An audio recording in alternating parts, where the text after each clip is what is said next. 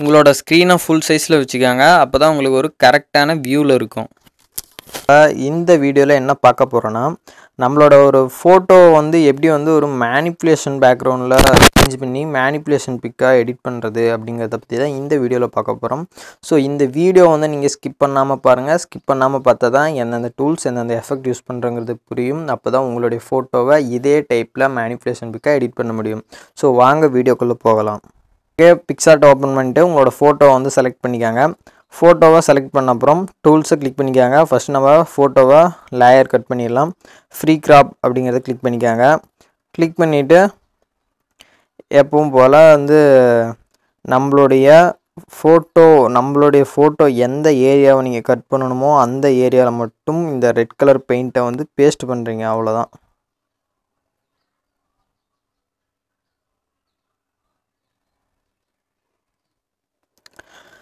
Okay, இப்போ வந்து நம்ம ஃபோட்டோ வந்து கட் பண்ணிட்டோம். இப்போ வந்து சேவ் பண்ணிக்கலாம்.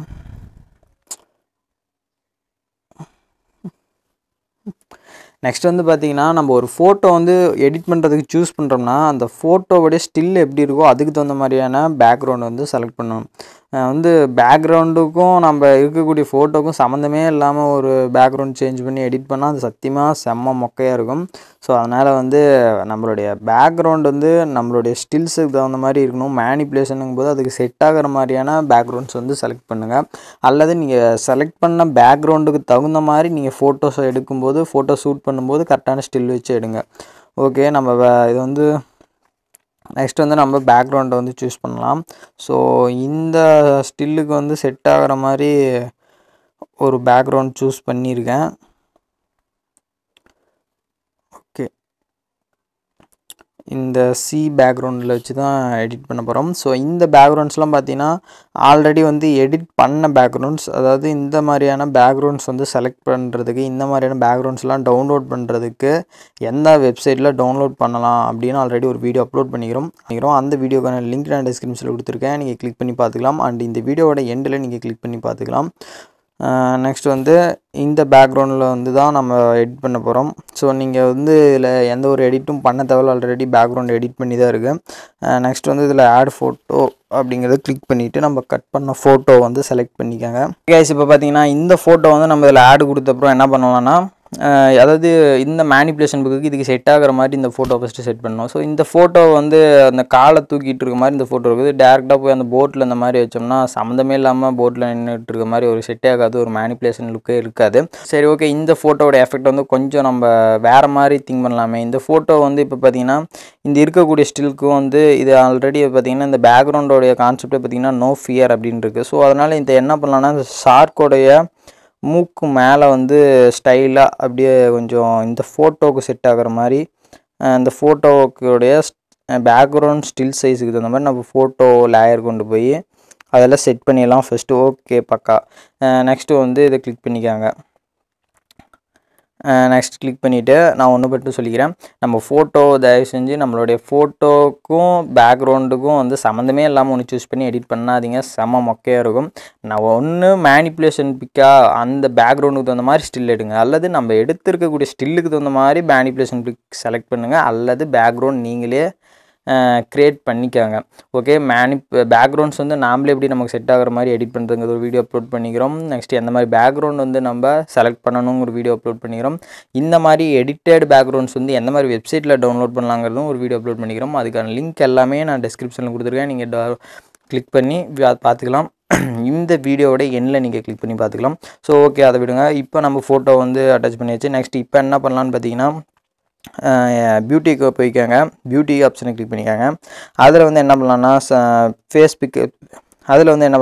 பிக்ஸ் அப்படிங்கிற ஆப்ஷன் கிளிக் பண்ணிக்காங்க. இந்த ஆப்ஷன் வந்து எதுக்காக அப்படின்னா, நம்மளுடைய ஃபேஸில் இருக்கக்கூடிய கிராக்கு அந்த நெக்ஸ்ட் வந்து பார்த்திங்கன்னா இந்த பிம்பிள்ஸ் இதெல்லாம் வந்து கொஞ்சம் சைனிங் பண்ணி ஸ்மூத் பண்ணி கொடுங்கன்னு வச்சுக்கோங்களேன். கொஞ்சம் இதை அட்ஜஸ்ட்மெண்ட் பண்ணிக்கிட்டு அந்த ப்ரஷ்ஷை எடுத்துகிட்டு நம்ம ஃபேஸில் வந்து அதை வந்து ஃபேஷியல் பண்ணுற மாதிரி அதில் அப்ளை பண்ணுங்கள். அதே மாதிரி இந்த ஃபேஸ் பிக் வந்து பார்த்திங்கன்னா ரொம்ப அதிகமாக வச்சிங்கன்னா ஒரு பிளாக் ஷேடோ மாதிரி வந்து அசிங்கமாக இருக்கும். ஸோ இப்போ பார்த்திங்கன்னா ரொம்ப ஹையில் வைக்கிறேன். அந்த ஷேடோ உங்களுக்கு தெரியும். இப்போ அதே கொஞ்சம் ஒரு 5லேருந்து 6 பாயிண்டில் வச்சிங்கன்னா அந்த ஷேடோ பார்த்தீங்களா ப்ளீச்சிங் பண்ண மாதிரி ஃபேஸ் ஆகிடுச்சு. நெக்ஸ்ட்டு ஓகே கொடுத்துக்காங்க. தயவு செஞ்சு இந்த வீடியோ வந்து ஸ்கிப் பண்ணாமல் பாருங்கள். ஏன்னா நம்ம பண்ணுற தப்பே தான். ஓகே அந்த எஃபெக்டா, ஓகே அதை கிளிக் பண்ணிட்டானா, ஓகே அந்த எஃபெக்ட்டை சூஸ் பண்ணிட்டானா, உடனே ஸ்கிப் பண்ணிடுறது. ஸ்கிப் பண்ணிங்கன்னா ஒன்றுமே புரியாது. நெக்ஸ்ட் டைம் நீங்கள் எடிட் பண்ணும்போது பார்த்தீங்கன்னா உங்களுக்கு ஒரு பர்ஃபெக்டான ஒரு லெவலில் வராது. ஸோ இந்த ஒரு 10 நிமிஷம் தானே இந்த வீடியோ ஸ்கிப் பண்ணாமல் பார்த்தீங்கன்னா அதுக்கப்புறம் நீங்கள் 10 டைம் உங்கள் ஃபோட்டோவை நீங்கள் பர்ஃபெக்டாக எடிட் பண்ணலாம். So okay கொடுத்துக்காங்க.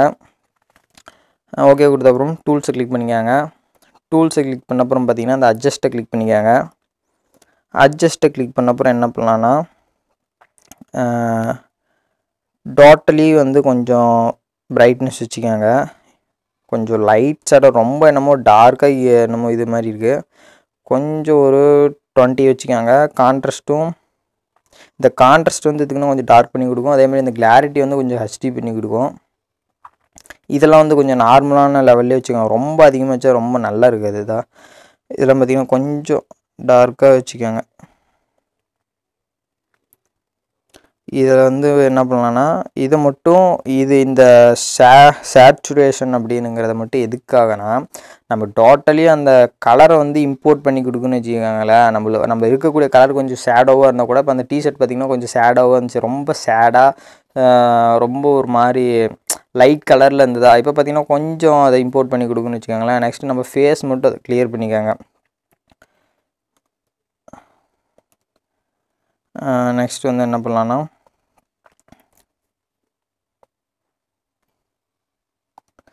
நெக்ஸ்ட் வந்து ஓகே கொடுத்துக்கோங்க. இந்த ஹைலைட்ஸ்க்கு போய்க்காங்க. அதாவது இந்த ஹியூங்கிறது பார்த்திங்கன்னா டோட்டலி நம்ம கலர் சேஞ்ச் ஆகும். இந்த ஹைலைட்ஸ்க்கு போயிட்டிங்கன்னா கொஞ்சம் அந்த பிரைட்னஸை கன்வெர்ட் பண்ணி கொடுக்கும். ஓகே நெக்ஸ்ட்டு ஓகே கொடுத்துக்காங்க. ஓகே கொடுத்துட்டு இப்போ பார்த்தீங்கன்னா ஹேர் ஸ்டைல் வந்து கொஞ்சம் சேஞ்ச் பண்ணலாம். ஹேர் ஸ்டைல் நீங்கள் வந்து சேஞ்ச் பண்ணுறதுக்கு டூல்ஸை கிளிக் பண்ணிவிட்டு ஸ்ட்ரெச்சை கிளிக் பண்ணிக்காங்க. இந்த ஹேர் ஸ்டைல் சேஞ்ச் பண்ணுறதுக்கு PicsArt பொறுத்த வரைக்கும் வேறு எந்த அப்ளிகேஷனுக்கும் போய் சேஞ்ச் பண்ணாதீங்க. ஃபோட்டோ வந்து செம்மையாக கிராக் ஆகும். ஸோ முடிஞ்ச வரைக்கும் பார்த்திங்கன்னா இதிலே பர்ஃபெக்டாக நம்ம ஹேர் ஸ்டைல்லாம் சேஞ்ச் பண்ணலாம். நம்ம பிக்கு நல்லா இருந்தாலே போதும். ஹேர் ஸ்டைல்லாம் வந்து நம்ம ஈக்குவலைஸ் பண்ணிக்கலாம். இதில் போயிட்டு வார்ப்பில் போய் பவர்ஃபுல்லாக வச்சுட்டு எந்த டைரக்ஷனில் உங்களுக்கு ஹேர் ஸ்டைல் வந்து சேஞ்ச் பண்ணி மூவ் பண்ணணுமோ அந்த டைரக்ஷனில் வந்து நீங்கள் வந்து அதை ஸ்க்ரோல் பண்ணிங்கன்னா இதாகும். ஒவ்வொரு கான்செப்ட்டுக்கும் ஒவ்வொரு வீடியோ அப்லோட் பண்ணிக்கிறோம். எப்படி ஹேர் ஸ்டைல் சேஞ்ச் பண்ணுறது, எப்படி பேக்ரவுண்ட் சேஞ்ச் பண்ணுறது, இது எல்லா வீடியோவும் நீங்கள் போய் ப்ளேலிஸ்ட்டில் போய் பார்த்தீங்கன்னா புரியும். அதெல்லாம் பார்த்துருந்தீங்கன்னா இந்த வீடியோ இப்போ பார்க்குறீங்கன்னா உங்களுக்கு வந்து இந்த ஒரு வீடியோ பார்த்தீங்கனாலே நீங்கள் வந்து ஒரு பர்ஃபெக்டாக வந்து நீங்கள் எடிட் பண்ணலாம்.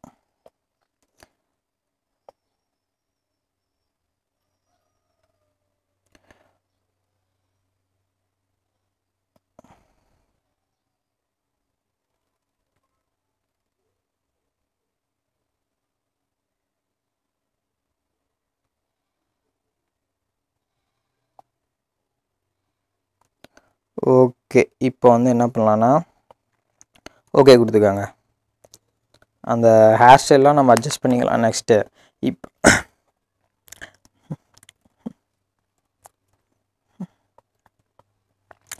இப்போ வந்து என்ன பண்ணுறீங்கன்னா எஃபெக்டை கிளிக் பண்ணிக்காங்க. நெக்ஸ்ட் வந்து எஃபெக்டை கிளிக் பண்ணிட்டு என்ன பண்ணுறீங்கன்னா ஹெச்டிஆர்லாம் வேணாம், ஆல்ரெடி கொஞ்சம் ஹெச்டி குவாலிட்டி கொடுத்தாச்சு. அந்த ஆர்டிஸ்டிக் அப்படிங்கிறத கிளிக் பண்ணிக்காங்க. அதில் வந்து இந்த ஆயில் பெயிண்டிங் வந்து எதுக்காக அப்படின்னா நம்மளோட ஃபோட்டோ லேயர் வந்து கட் பண்ணி வச்சுருக்கிறது வந்து நமக்கு கொஞ்சம் தனியாக நம்ம கட் பண்ணி வச்சுருக்கோம் அப்படிங்கிற ஒரு தனியாக எடுத்து கொடுக்காது. அந்த லேயரோட கன்வெர்ட் ஆகினும் ஒரு எஃபெக்ட் வந்து கொடுக்கும். இந்த எரேசர் கிளிக் பண்ணிவிட்டு ஃபேஸ் மட்டும் கொஞ்சம் இது மாதிரி கரெக்ஷன் பண்ணிக்காங்க. ஏன்னா வந்து நம்ம ஃபேஸ் வந்து பிளர்ரான மாதிரி இருக்கும். அதுக்காக தான். மற்றதெல்லாம் அப்படியே இருக்கட்டும். ஓகே கொடுத்துக்காங்க. எஃபெக்டில் பொறுத்த வரைக்கும் ஒரு எஃபெக்டை நம்ம வந்து கொடுத்துட்டோம்னா நெக்ஸ்ட்டு நீங்கள் அந்த எஃபெக்டை ஓகே கொடுத்துட்டு வந்துடுங்க. எஃபெக்டை கிளிக் பண்ணிவிட்டு நெக்ஸ்ட்டு வந்து என்ன பண்ணலான்னா லாஸ்ட்டாக போயிருங்க. ஆர்டிஸ்டிக் வேணாம். இப்போ எஃபெக்ட்ஸை கிளிக் பண்ணிவிட்டு லாஸ்ட்டாக BMW பிளர்ன்னு இருக்கும் பாருங்க. ஒரு மேனிப்புலேஷன் பிக்கில் வந்து ஒரு நல்ல ஒரு பிக் எஃபெக்டை கொடுக்குறது வந்து இதுதான். இந்த BMW பிளர்ருக்கு போயிட்டு ஃபஸ்ட்டு மல்டிப்ளை பண்ணிவிட்டு இந்த பிளர்ரை வந்து கொஞ்சம் அட்ஜஸ்ட்மெண்ட் பண்ணி பாருங்கள். எப்போ அந்த அட்ஜஸ்ட்மெண்ட் பண்ணும்போது அந்த ஃபேஸ் வந்து பிரைட் ஆகும்போது ஸ்டாப் பண்ணிக்கோங்க. அதே மாதிரி இந்த அமௌண்ட்லாம் குறைச்சி பாருங்கள். ஓகே, இப்போ என்ன பண்ணுறீங்கன்னா இந்த எரேசரை கிளிக் பண்ணிவிட்டு கெப்பாசிட்டி ஹார்ட்னஸ் எல்லாத்தையும் கம்மி பண்ணிவிட்டு டோட்டலி இது எல்லாமே கொஞ்சம் எல்லாம் மைனஸ் பண்ணுங்கள். அந்த ஷேடோ எஃபெக்ட் தான் நமக்கு ஒரு நல்ல லுக்கை வந்து கொடுக்கும்.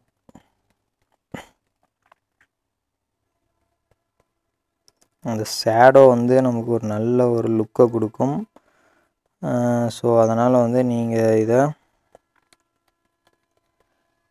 நல்லா ஓரளவுக்கு வந்து மைனஸ் பண்ணிக்காங்க. ஓகே, நெக்ஸ்ட்டு ஓகே கொடுத்துக்கோங்க. ஓகே கொடுத்துட்டு எஃபெக்டை கிளிக் பண்ணிவிட்டு இப்போ வந்து ஆர்டிஸ்டிக்கை கிளிக் பண்ணிக்கோங்க. அதில் வந்து இப்போ எதை கிளிக் பண்ணுறீங்கன்னா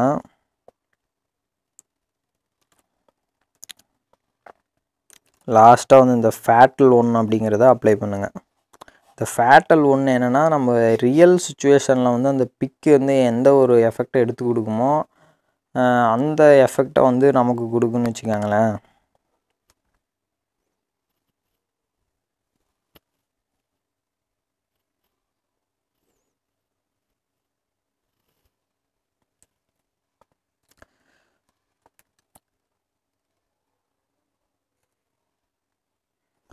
ஓகே, இந்த ஃபேட்டலில் வந்து இப்போ அட்ஜஸ்ட் பண்ணலாம்.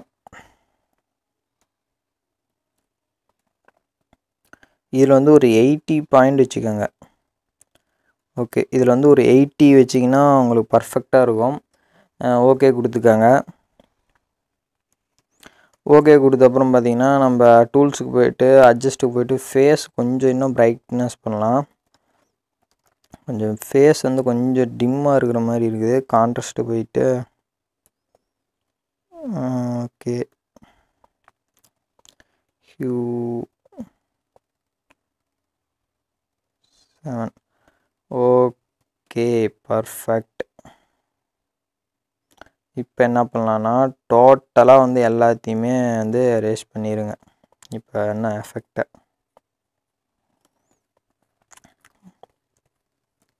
நெக்ஸ்ட்டு ப்ரஷ்ஷை கிளிக் பண்ணிக்கோங்க. ப்ரஷ்ஷை கிளிக் பண்ணிவிட்டு சைஸு ஹார்ட்னஸ் வந்து கொஞ்சம்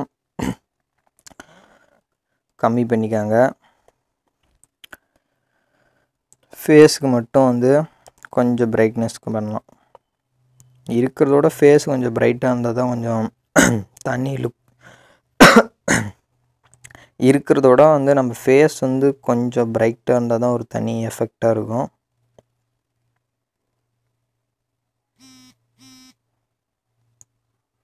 அதே மாதிரி இந்த ஹேர் ஸ்டைல் வந்து பார்த்திங்கன்னா ரொம்ப ஷார்ப்பான ஒரு இது பண்ணாதீங்க. ஏன்னா வந்து பீச்சில் வந்து ஒரு நடுக்கடலில் வந்து நின்றுட்டுருக்கிற மாதிரி வச்சுட்டு